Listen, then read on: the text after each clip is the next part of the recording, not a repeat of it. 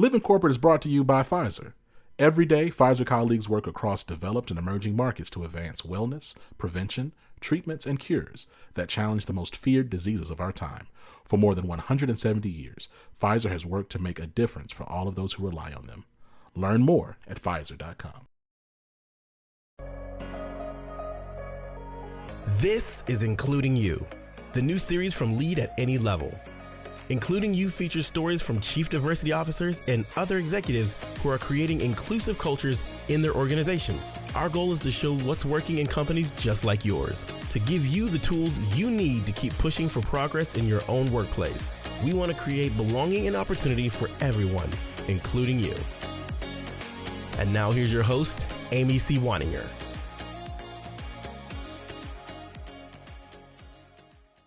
Welcome back to Including You. I'm Amy C. Waninger, the Inclusion Catalyst. My guest today is Dr. Rosalind Cohen. She's the founder and CEO of Socius Strategies, a San Francisco-based consultancy that helps new businesses, startups, and established companies develop inclusion and belonging in their work culture through collaborative leadership assessment and mentoring. She's a sole proprietor, and I'm excited to have her as my new friend. Welcome to the show, Dr. Cohen. Thank you so much for having me. I'm super excited to be here. I am excited to talk to you because we share a passion for inclusive leadership. And while I have some experiential and anecdotal data on this topic, you've actually done all the work to get your PhD in exactly this. And I want to dive into this a little bit today because I think your work is so fascinating. And I think the lessons that you have uncovered along the way are going to be very valuable to our viewers and listeners. So can you talk a little bit about the research that you did for your thesis? And I'll ask some follow-up questions once we establish a premise here. Yeah, absolutely. Happy to do so. My research centers around inclusive leadership and employee engagement. There are two questions that I asked. One, are they connected? And two, does identity play a role in any of it? Spoiler alert, they are connected. And spoiler alert, identity does play a role in it. What the research that I conducted found was there are 8 behaviors of inclusive leaders. And let me just reframe the fact that this was an established premise that I reinforced. So these behaviors of inclusive leadership are not new. I didn't come up with them, but reinforced them in the context of my study. Also found that there are 3 types of engagement that organizations should be aware of when they are going through a talent acquisition or when they're looking to hire people. So the first, and in no particular order actually, one is called positive cognitive engagement, or the I think. The other is positive affective engagement, or I feel. And the third is shared social engagement, which is I am connected. So what my research found was that inclusive leadership and behaviors of inclusive leadership can affect the I feel and I connect. So when managers act in specific ways, they will be able to affect how people feel about their work and how they feel about the people that they're connected to, in so much that they become and can be more engaged. The interesting thing of this is managers' behavior have no effect on the cognitive piece of engagement. So how I think about my work or my internal motivation. So what I did was I founded a model that is called TAMEE, T-A-M-E-E. It's the talent acquisition model for employee engagement. And what this model says is that when you create a talent acquisition process and job descriptions and so on, you can affect the type of people who have the right cognitive engagement to your job.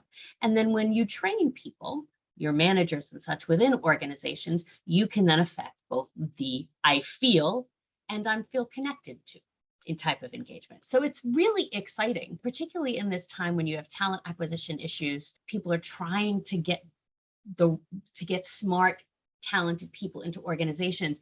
The ability to be able to affect those types of engagement is, I think, pretty exciting. So it's really about the chemistry, not about the person and not about the manager, but about the combination of those two components, right? That's right. That's absolutely right. It is not about, I'll talk for a second about some additional findings, but it is about that. One of the findings that the research showed, which was really interesting, is how when you perceive your manager to be like you, how does that affect your level of engagement? And it does for some groups. So for women, for people of color, and for folks in small and mid-sized companies, when you perceive your manager is like you feel more engaged, you connected, that effective and both shared social engagement are impacted. One of the things that I think will be interesting additional research, so stay tuned, is how do you perceive your manager to be like you? So that part was not as part of the study. What I think that says, because I could see a place where people say, if I hire someone and they don't look like, forget it, I'm not going to have them engaged. But I think that's a really narrow view, because when we talk about connection and we talk about senses of belonging, it's not just how we look, it is how we act. It is the beliefs that we have. If you look at the way in which people are connected to one another, the way in which they feel that they belong, it's not just only about race or gender, but it is about other things. And so when you have a space where people can share who they are in an authentic and genuine way, you then can create those spaces of belonging and connection, because people understand each other better, because they know, oh, you and I, let's say we look nothing alike. We don't know anything about each other, but we both like horror movies. I'm going to use this as a very basic example. Or we both have a similar belief in how we look at religion. If we have an opportunity to share that information, then my connection to you will be different and potentially will affect my level of engagement as an employee. And I would imagine a lot of that sharing is done through storytelling, is it not? It is through storytelling and through work. A lot of research also finds that by creating space where people just have an opportunity to talk with one another, share stories, share experiences, that's how that kind of information can come out in a more genuine way. Yeah, it's amazing the difference when you learn that somebody maybe went to your same high school or lived in a town that you lived in. When you and I were talking before the show, we found out that you had lived in Indiana for a short time, and that connected us almost immediately because we had a shared understanding of place. That's even right. Though we don't live in the same place now, and on the surface, we may not have a ton in common, but we were able to connect on that. Right. And just those little things can make a big difference, because once you see yourself in somebody else, I believe you see yourself, you are rooting for them. Right? Because you want to see them win. And if it's your manager and you want to see your manager win, then you put in discretionary effort. And if you're a manager and it's your employees and you want to see them win, you go the extra mile with mentoring and sponsorship. That's right. And to be fair, there are things that we can connect with others on that we don't even think about connecting on. It could be small intangibles. It could be the fact that I'm a mom of 2 kids, right? And you have children. So that ability to share that kind of information becomes really powerful and really important in the structure of engagement, in the context of engagement. Breast cancer is now the most commonly diagnosed cancer globally, but despite how common it is, it's often misunderstood. On the latest season of Science Will Win podcast, host Adam Rutherford and guests explore the journey of potential cancer treatments, the challenges, the human stories, the collaborations, and the breakthroughs. Tune in to this special 2-part series at how the innovative medications used to treat cancer come to be. Subscribe and listen to Pfizer's Science Will Win wherever you get your podcasts. And so when you talk about identity, you mentioned that identity plays a role in this as well, but not for everyone. Do you have any hypotheses around why that is? I do, actually. And so the research that I found was that when women, people of color, and folks from small and mid-sized companies, their managers to be similar, have a similarity with them, again, it affects the engagement. I think what you're talking about, particularly for women of color, for people of color and women, is you're talking about marginalized groups that don't see themselves in the folks who are in leadership positions. But when there is a perception that this person is similar to me, and it doesn't have to be about race, and it doesn't have to be about gender, I have the ability to connect with that person, and I have the ability to see myself in that person. And so therefore there becomes that level of engagement, particularly if you think about who are in leadership positions. A lot of the time, and particularly depending upon the industry, maybe no people of color, there may be no women. So there is that space there. And that's absolutely essential. And I'm a firm believer that if we can't see ourselves down the career path or up the career ladder, it's hard to imagine ourselves down the road in that organization, or it's hard to imagine ourselves getting to that level because it's hard enough to do it. It's really hard to do it and be a trailblazer. And so if you see that somebody else has blazed that trail. That's right. That's right. And people of color are exhausted at having to blaze those trails. So if they can see someone like them in some capacity in that role, it removes, I would think, as not as a person of color, but I would think it removes some of that energy that they are having to put out to the world. Absolutely. Now, you've taken this work that you've done, this research that you've done, you've turned it into a methodology, and now you work with clients. Can you talk to us a little bit about the kinds of clients that you work with and the kind of work that you do for them?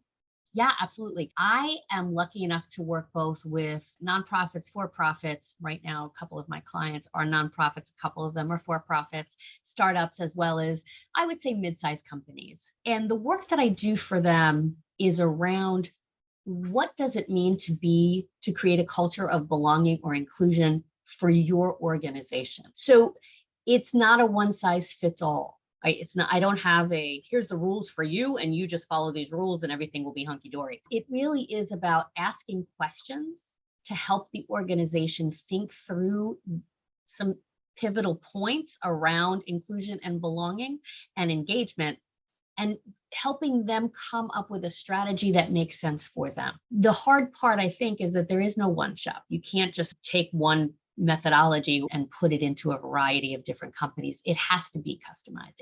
You have to look at the people. You have to look at where they are. One of the things that we try to do is figure out where is the organization and what's the next step that we can get them to. You're not going to take an organization and from who hasn't really done any of the work in this and all of a sudden bring them to this very self-realized type of place. You have to take it in steps. And so that's part of the work that we do. It's funny that you said that. I had a conversation with a client earlier today and they said, just tell us the steps we need to do to implement a D&I strategy. And I said, okay, hold on. Yeah. First of all, we have to be rooted in something, right? We can't just, I can't give you a checklist and say, this is how this is going to work. That's somebody said, well, how do I start a business? I can tell you the legal steps you need to take to start a business, but how to start and run and manage a business is a completely different thing depending on what kind of business you have. Absolutely. And what your personality type is and what kind of business you're in and how what kind of clients you're serving. So there's so many different variables. And so when I talked to them, I talked about, let's start with why is this important to you as an organization? Because you need a why that is bigger than all of the pushback you're going to get along the way. And you have to be able to manage that change, right? That's the other piece of this. If your company is considering a DEIB strategy because your shareholders want it, is going to be very different than the leaders within the organization feeling like there is an important factor in the work that needs to be done. And DEIB is rooted in that DEIB, that concept. Very different approach. So yeah, you're 100% right. There is no steps. There is no check the box. It does not work that way. Unfortunately, for the people that just want to list and want to go execute, we have to actually do the upfront work. That's right. That's right. So why are you interested in this? What has brought you to the place that this is now a question for you? Is it some trauma or some conflict within the organization? Is it because your leaders and managers recognize that this really is just a fundamental way to do business? Is it part of an ESG strategy? What's the purpose? What's the reason? This customization is so important. And you said when we were talking before the show started, before I hit record, you said you focused on 3 things with your clients: cultures of belonging, inclusive leadership strategies, and cultures of inclusion. How do you differentiate between the work around creating a culture of inclusion and the work around creating a culture of belonging? I am going to use the expression, I stand tall because I stand on the backs of those who came before me. And Verna Myers had this statement, which I thought was brilliant, and many people do. So diversity is being asked to the dance and inclusion is being asked to dance. And there's been some extrapolation from that premise, which I think is relevant here and brings in equity and belonging. So equity is being asked to be part of the planning committee for the dance, and belonging is being able to choose the music and dance with whomever you want to. So you can create a space that people are included in, But how are you creating a space where they feel connected? Where belonging is about connection, it's relational. It's not just about, great, thanks for sitting in the room and giving your opinion, but we're going to do something different. It really is about that sense of connection. It's when you feel like you have found your people, right, at a workplace. So there are different steps that you take to get to each level of those, but they have to be done together. First, you have to get to a place where you understand that this is an important feature of an organization, and then you can move through the other steps. I think that's important. I would add to your statement, equity is getting paid for the work you do on the planning committee, but that's my own personal. No, it's a good point. That's a good point. I guess I'm a mom of 2 teens. And so I just remember all of the planning committees that you just volunteered to do as a mom because you're a mom and you just do it. So That's what you do. Yeah, that's where my mind went to. No, that makes sense. And then on this notion of inclusive leadership, I know you do a lot of assessments and mentorship around this. Can you talk a little bit about what that process looks like from your client's perspective? Yeah, absolutely. The mentorship piece is about, in full candor, I am not a coach. I do not have any coaching certifications. What I do have is 25 years of working with people in a human resources perspective. So that's why I talk about mentorship versus coaching. It's about asking the right questions when you are working with someone.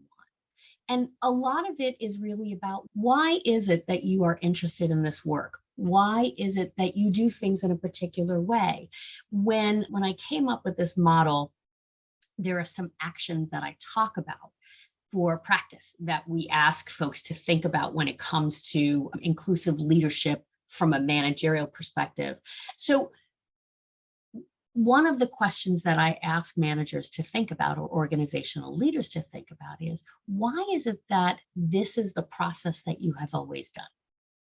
Is it because it's just been there and you started the company and this is what it is? Or is it something else? And if it is, once you figure out the why, who is it affecting and what does it do, or how does it impact the people that you work with? And is it impacting them in the way that you want it to be? So you're looking at the organizational structure. Then you're asking questions of the individual. How are you bringing certain behaviors to the workforce? How are you interacting with your team? What are you doing, for example, in order to make sure that diverse voices are heard within a discussion or a solutions orientation? And it's not just about diversity on the surface, it's about diversity or deeper diversity. So when I think about deep diversity, I think about things like introversion versus extroversion, right? How do you create a space where your introverts feel comfortable being able to say, you know what, I don't agree with that, or yes, I do agree with that, and here's my perspective. What are you doing in order to create that space? So it's about a lot of questions. The questions are so important because the answers are so instructive. And if people don't understand where they're starting from, first of all, it's hard to know which direction to take, but they also need to know where they want to end up. That's right. I could not agree more. And so by asking the questions, you help people figure out. Sometimes they know we want to get from A to Z. What's always interesting to me is when you turn to someone and say, look, we want to increase our diversity numbers by X, right? Okay, great. Why? Why? Exactly. What is that about? What is that about? Tell me, what are you trying? What's under that? What are you trying to achieve? And why are you trying to achieve that? So it's about asking those kinds of questions. I believe that most people want to do good. And so when they're asking these questions, they're just trying to figure out how to do it from a very positive, genuine, and authentic place. It's my job to help them get to those answers. That's how I come at it.